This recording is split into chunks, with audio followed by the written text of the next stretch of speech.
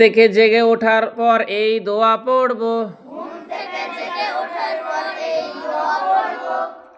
আলহামদুলিল্লাহিল্লাযী আহইয়ানা বা'দামা আমাতানা ওয়া ইলাইহিন নুশুর। অর্থ, সমস্ত প্রশংসা সেই মহান আল্লাহর, যিনি আমাদেরকে মৃত্যুর পর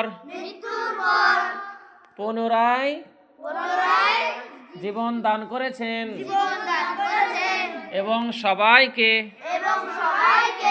তারই কাছে যেতে হবে।